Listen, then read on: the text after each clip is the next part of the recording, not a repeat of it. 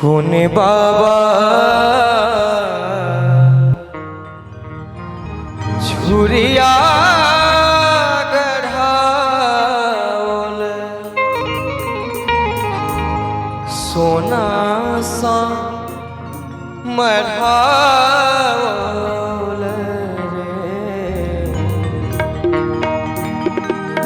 कोने बाबा छुरिया गढ़ावल सोना सो गढ़ावल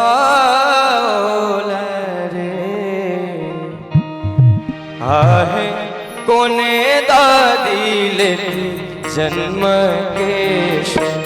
पुरखा जी के मूरन आहे कोने दादी ले जन्म के पुरखा जी के मूरन कोने बाबा छुरिया गढ़ावल सोना समढ़ावल कोने बाबा छुरिया गढ़ावल सोना समढ़ावल आहे कोने दादी जन्म केश पुरखा जी के मूरन आहे कोने दादी जन्म केश पुरखा जी के मूरन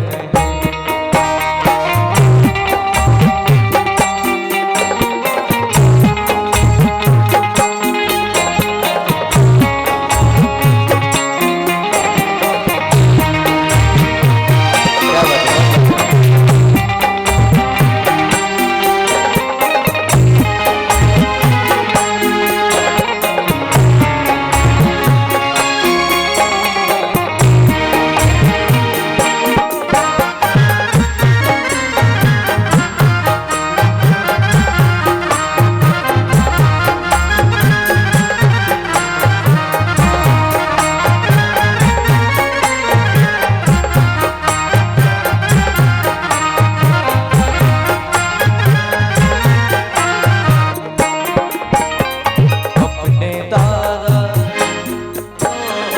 अपने दादा छुरिया गढ़ावल सोना समढ़ावल रे अपने दादा छुरिया गढ़ावल सोना समढ़ावल रे ललना रे अपने दादी जन्म केश पुरखा जी के मूरन आहे अपने दादी जन्म केश पुरखा जी के मूरन है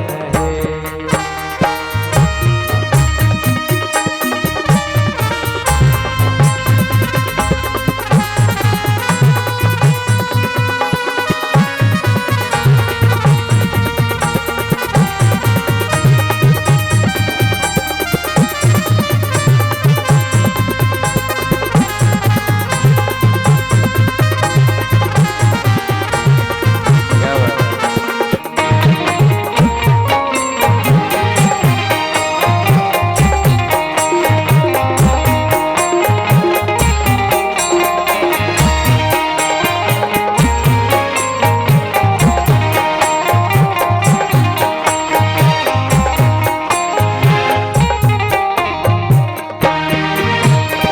छोटका बाबा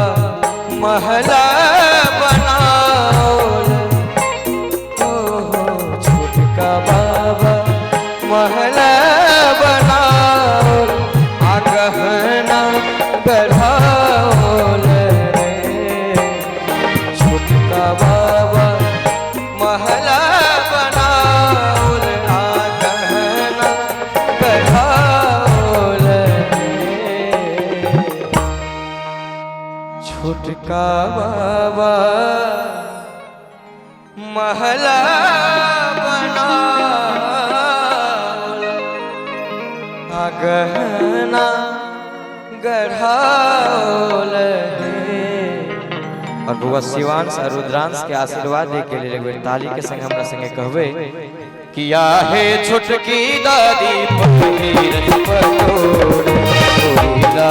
के मोर आहे छुटकी दादी पहिरत पटोरे ओला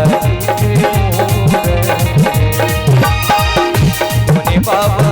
सूर्या गढ़ाओला सोना मढ़ाओल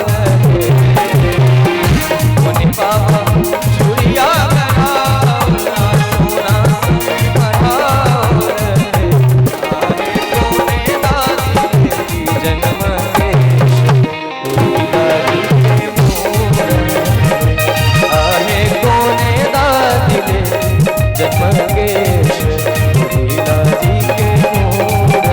के संगे कहबे एकटा गीत जे गीत हम गबै छै काफी स्नेह प्यार हमरा लोग दै छथिन वह गीत के लिए राकेश भैया से हमरा बहुत रास गीत कहने रहे जाय छी त जाय छी ए नाही ये जाय छी